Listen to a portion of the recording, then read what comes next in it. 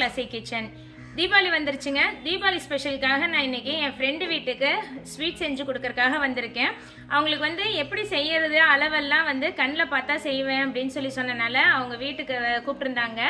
இன்னைக்கு அவங்களுக்காக நான் செய்ய போகிற ஸ்வீட் என்னன்னு பார்த்தீங்கன்னா மினி பாதுஷா, அதுக்கப்புறம் 7 கப் கேக், 2 ஸ்வீட்டும் பாசிப்பருப்பு முறுக்கு 3 செய்ய போகிறோம். இதெல்லாம் ஆக்சுவலாக முதல்ல வந்து சேனலில் வீடியோ கொடுத்துருக்கேன். பாதுஷா மட்டும் இருக்காது. நான் இன்னைக்கு இதை வந்து ஒரு vlog-ஆ கொடுக்குறேன்.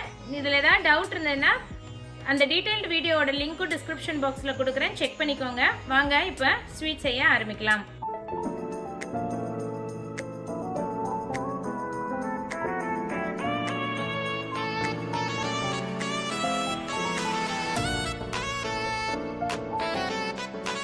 ஃபஸ்ட்டு நம்ம இப்போ 7 கப் கேக் செஞ்சிடலாம். அடிகனமான கடாயில் 1 கப் அளவுக்கு துருவன தேங்காய் வந்து நல்லா பூவாக திருவி எடுத்துக்கோங்க. அடியில் இருக்க அந்த ப்ரௌன் பார்ட் இல்லாமல் வெள்ளையாக திருவி எடுத்துக்கோங்க.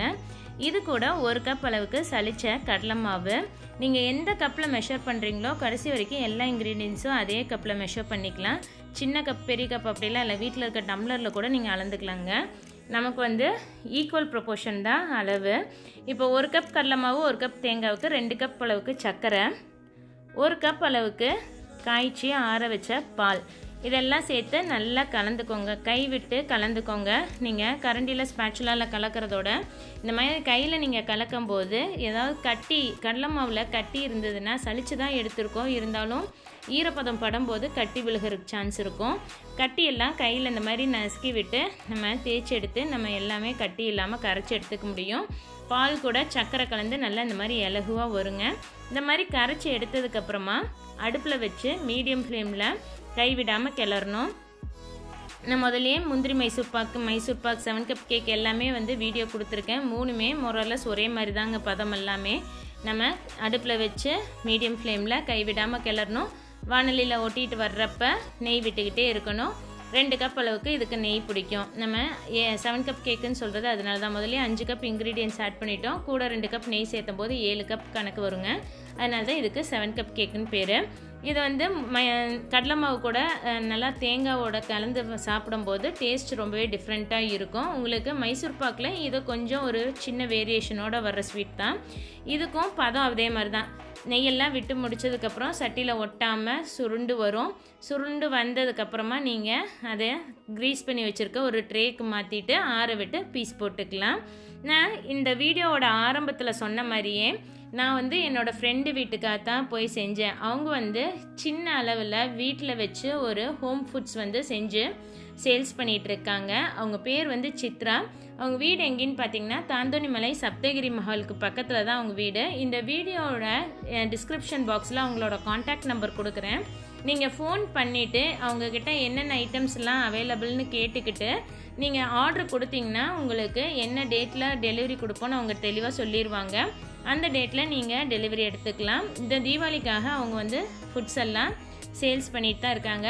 இது வந்து ஒரு ரெஜிஸ்டர்டு கன்சர்ன் தாங்க. அவங்களோட ஹோம் ஃபுட்டோட பேர் வந்து ஸ்ரீநிதி ஹோம் ஸ்வீட்ஸுங்க. கவர்மெண்ட் அப்ரூவலோட தான் இது பண்ணிகிட்ருக்காங்க. வீட்டில் சுத்தமான முறையில் செஞ்சு எல்லாத்துக்கும் சப்ளை பண்ணிகிட்ருக்காங்க. அவங்கக்கிட்ட லட்டு, பூந்தி, இனிப்பு பூந்தி, காரத்துக்கு ராகி முறுக்கு, ராகி மிக்சர் எல்லாமே செஞ்சிட்ருக்காங்க. இதுக்கு அவங்களுக்கு வந்து இந்த அடிஷ்னலாக இந்த ஸ்வீட்ஸ் எல்லாம் ஆட் பண்ணுங்கிறக்காக தான் என்னை செஞ்சு காமிக்கிறதுக்காக கூப்பிட்டுருந்தாங்க. அவங்களுக்காக நான் இன்றைக்கி 3 ரெசிபி செஞ்சு காமிக்கிறேன்னு முதலே சொல்லியிருந்தேன். அதில் ஃபஸ்ட்டு இந்த 7 கப் கேக் செஞ்சு எடுத்து நல்லா ஆற விட்டு பீஸ் போட்டாச்சு. நமக்கு இந்த மாதிரி பீஸ் போட்டு எடுத்து சேல்ஸ் பண்ணுறது எல்லாமே வந்து அவங்க வெயிட் கணக்கில் தான் கொடுப்பாங்க. எல்லாமே சுத்தமான முறையில் அவங்க பால் வந்து நேரடியாக விவசாயிகள்கிட்டேருந்து கொள்முதல் பண்ணுறாங்க. எண்ணெய் வந்து செக்கில் ஆட்டின கடலை எண்ணெய் தான் யூஸ் பண்ணுறாங்க.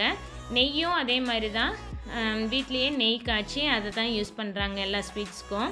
இப்போ நமக்கு 7 கப் கேக் ரெடி ஆகிடுச்சு பாருங்கள். நல்லா பர்ஃபெக்டான பதத்தில் வந்திருக்கு. உடைச்சி பார்த்தா நல்லா மிருதுவாக இருக்கும். டேஸ்ட்டும் அந்த தேங்காயோடு சாப்பிடும்போது ரொம்பவே நல்லா இருந்ததுங்க.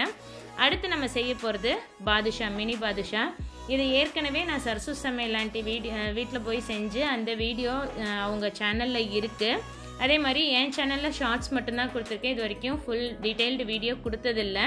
நான் இந்த தீபாவளிக்கு எங்கள் வீட்டில் செய்கிறப்ப டீட்டெயில்டு வீடியோ உங்களுக்கு சேனலில் நான் கண்டிப்பாக பாதுஷா மட்டும் தனியாக போஸ்ட் பண்ணுறேன். நிறைய பேர் என்கிட்ட கேட்டிருக்கீங்க, அதனால் நான் இந்த தடவை போஸ்ட் பண்ணிடுறேன். ஃபஸ்ட்டு நம்ம அளவு எல்லாமே உங்களுக்கு அந்த வீடியோவில் சொல்லியிருக்கிற மாதிரி தான். 1 கிலோ மைதா மாவுக்கு 400 வெண்ணெய், 700 சர்க்கரை, 2 பிஞ்ச் அளவுக்கு பேக்கிங் சோடா. வெண்ணெய் வந்து நல்லா இந்த மாதிரி ஏதோ ஒரு திப்பியெல்லாம் இல்லாமல் கழுவி எடுத்துட்டு அதில் பொடிச்ச சர்க்கரை 3ல் 1 பங்கு சர்க்கரையை பொடிச்சு உள்ளே சேர்த்திட்டு நல்லா வெண்ணெயும் சர்க்கரையும் கரைஞ்சி வர அளவுக்கு கரைச்சி எடுத்துக்கணும். நம்ம கை சூட்லேயே வெண்ணெய் கரைஞ்சி உருகி சர்க்கரை கூட கலந்து வந்துடுங்க. இது கூட தேவையான அளவுக்கு நம்ம முதல்ல சொல்லியிருந்த பேக்கிங் சோடா 2 பிஞ்ச் அளவுக்கு பேக்கிங் சோடா ஆட் பண்ணிவிட்டு சளிச்சு வச்சுருக்க மைதா மாவையும் உள்ளே சேர்த்தி நம்ம நல்லா தண்ணி விட்டு சப்பாத்தி பதத்துக்கு பிசைஞ்சு எடுத்துட்டு உருண்டை பிடிச்சி அதில் ஒரு தம்பு இம்ப்ரெஷன் கொடுத்து நம்ம எடுத்து வச்சுட்டு எண்ணெய் சூடு பண்ணி பொரிச்சு எடுத்துட்டு சக்கரைப்பாகு ஒரு கம்பி பதம் விட்டு இதை வந்து நம்ம நல்லா சக்கரைப்பாகில் கோட் பண்ணி எடுத்து வச்சுக்கலாம். நான் எப்போவுமே 2 தடவை கோட் பண்ணுவேன். அப்போ தான் வெள்ளை கலரில் மேலே சக்கரை பூத்து வந்து இந்த பாதுஷா இருக்கும். ஒரு சிலருக்கு வந்து அந்த மாதிரி இனிப்பு ரொம்ப அதிகமாக வேண்டான்னு நினைக்கிறாங்க. ஒரே தடவை கோட் பண்ணிவிட்டு எடுத்து வச்சுக்கலாம். அந்த ஒரு சுகரோட கிளேஸோட அந்த பாதுஷா கிடைக்கும். நல்லா வெள்ளை கலரில் கோட்டிங் வேணும்னு நினச்சிங்கன்னா 2 தடவை வந்து நம்ம சக்கரைப்பாகில் பெரட்டி எடுத்துக்கலாம். இல்லை நமக்கு ஒரு தடவை இருந்தால் போதும்னு நினச்சா ஒரு தடவையில் நம்ம பெரட்டி விட்டு எடுத்து வச்சுக்கலாங்க. சப்போஸ் சுகர் பேஷண்ட்ஸ்க்கு வந்து ஸ்வீட் கொடுக்கணும்னு நினச்சிங்கன்னா இந்த மைதா மாவு சர்க்கரை கலந்த இதை வந்து நம்ம முதல்ல எண்ணெயில் பொரிச்சு எடுக்கிறோம்ல, அதுலேயே ஒரு குறிப்பிட்ட அமௌண்ட்டு இனிப்பு தன்மை இருக்கும். அவங்களுக்கு வந்து சக்கரைப்பாகில் போடாமல் தனியாக எடுத்து வச்சு நம்ம சர்வ் பண்ணிக்கலாம். இந்த பாதுஷா வந்து நீங்களும் உங்கள் வீட்டில் ட்ரை பண்ணி பாருங்கள். இவங்கக்கிட்ட நான் முதல்ல சொன்ன மாதிரி நிறையா வந்து வீட்டில் செஞ்சு கொடுக்குறாங்கன்னு சொல்லியிருந்தேன். அதில் இவங்களோட ஸ்பெஷல் என்னென்னு பார்த்தீங்கன்னா பால்கோவா. சித்ராக்கா பால்கோவா ரொம்பவே நல்லா செய்வாங்க, லட்டு ரொம்ப சூப்பராக செய்வாங்க, ராகி மிக்சர் ரொம்பவே நல்லா இருக்குது. இதெல்லாமே நான் டேஸ்ட் பண்ணி பார்த்துருக்கேன்.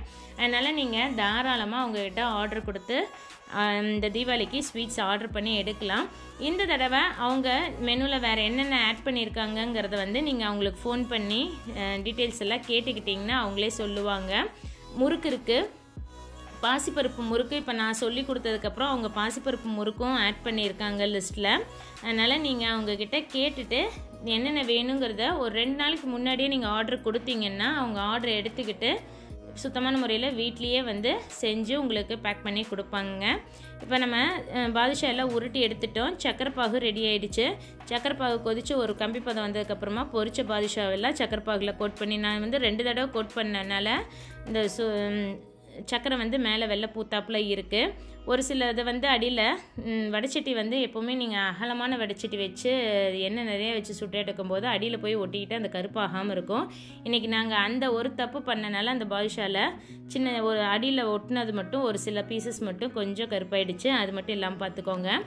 இப்போ பாதுஷாவும் 7 கப் கேக்கும் செஞ்சு முடிச்சிட்டோம். அடுத்து நம்ம 3ஆவதாக பண்ண போகிறது எங்கள் அம்மாவோட சிக்னேச்சர் டிஷ்ஷான பாசிப்பருப்பு முறுக்குங்க. இது வந்து எங்கள் அம்மா வந்து ஆரம்பத்துலேருந்தே செய்கிறது. பாசிப்பருப்பு முறுக்கு யாருமே அதிகமாக கேள்விப்பட்டிருக்க மாட்டீங்க. ரொம்பவே சிம்பிள். பச்சரிசி மாவு வந்து நிழல்லையே ஊற வச்சு நிழல்லையே உணர்த்தி மிக்சியில் அரைச்சி சலித்து காய வச்சு எடுத்து வச்சுக்கலாம். அந்த பச்சரிசி மாவு 6 கப் எடுத்திருக்கோம்.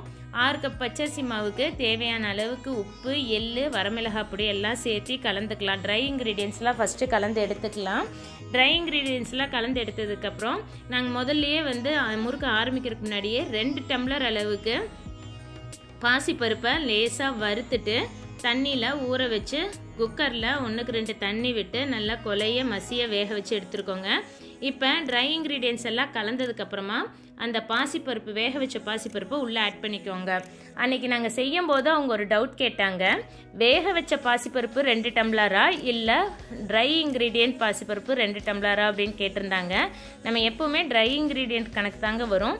3 டம்ளர் அளவுக்கு பச்சரிசி மாவு எடுத்திங்கன்னா 1 டம்ளர் வேக வைக்காத பாசிப்பருப்பு தான் கணக்கு. அதை தண்ணி விட்டு வேக வைக்கிறது வந்து நம்ம இதில் தண்ணி ஆட் பண்ண போகிறதில்ல. நம்ம ஆட் பண்ணாமையே நம்ம எல்லாம் பசைஞ்சு எடுத்துருவோம். அதனால் வேக வச்ச பாசிப்பருப்பு கணக்கு வராது. வேக வைக்காத பாசிப்பருப்பு 1 டம்ளர் தான் நமக்கு அளவுக்கு எடுக்கணும்.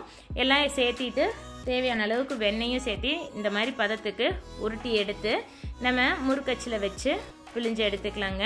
இந்த மாதிரி பல்க் குவான்டிட்டி செய்யும் போது நீங்கள் என்ன பண்ணுறீங்கன்னா எல்லா மாவுக்கும் மொத்தமாக வெண்ணெய் போட்டு பிசைஞ்சிடாதீங்க. அது வந்து கடைசி ஆக எண்ணெய் குடிக்க ஆரம்பிச்சிடும் முறுக்கு. பாதி பாதியாக நீங்கள் பிரித்து வச்சுக்கோங்க.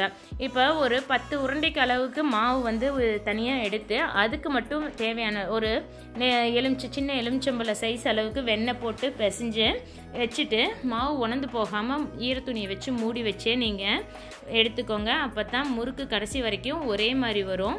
அந்த மாதிரி வர்றப்ப தான் எண்ணெய் குடிக்காமல் ஆரம்பத்தில் சுடுற முறுக்கு எப்படி இருக்கோ கடைசி வரைக்கும் அந்த முறுக்கு எண்ணெய் குடிக்காமையே இருக்கும். அதனால் பார்ட்டாக நீங்கள் வெண்ணெய் கலந்து பிசைஞ்சுக்கோங்க.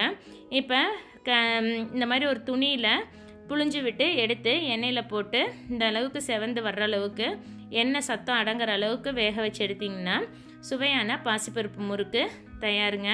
இப்போ நாங்கள் வந்து இன்றைக்கி சீக்கிரமாக அவங்களுக்கு ஃப்ரெண்ட்ஸ் எல்லாம் கூட ஹெல்ப் பண்ணுறதுனால நிறைய பேர் இருக்காங்க ஹெல்ப்பிங்க்கு.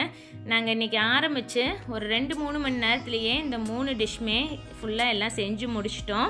இதோட லிங்க் எல்லாமே நான் டீட்டெயில்டு லிங்க் எல்லாம் டிஸ்கிரிப்ஷன் பாக்ஸில் ஷேர் பண்ணுறேன். உங்களுக்கு ஆர்டர் ப்ளேஸ் பண்ணோம்னா அவங்களோட கான்டாக்டும் ஷேர் பண்ணுறேன். அவங்கக்கிட்ட இந்த தீபாவளிக்கு ஸ்வீட்ஸ் ஆர்டர் பண்ணிக்கோங்க. இந்த வீடியோ உங்களுக்கு பிடிச்சிருந்ததுன்னா லைக் பண்ணிவிட்டு உங்களோட கமெண்ட்ஸ் எங்களுக்கு போஸ்ட் பண்ணுங்கள். இது வரைக்கும் எங்கள் சேனலுக்கு சப்ஸ்கிரைப் பண்ணாமல் பார்த்துட்டு இருந்தால் சப்ஸ்கிரைப் பண்ணிவிட்டு கூடவே பக்கத்தில் இருக்க பெல் ஐக்கான் கிளிக் பண்ணிக்கோங்க. அப்போ தான் நான் போடுற வீடியோஸ் எதுவுமே மிஸ் பண்ணாமல் பார்க்க முடியும். தேங்க்ஸ் ஃபார் வாட்சிங்.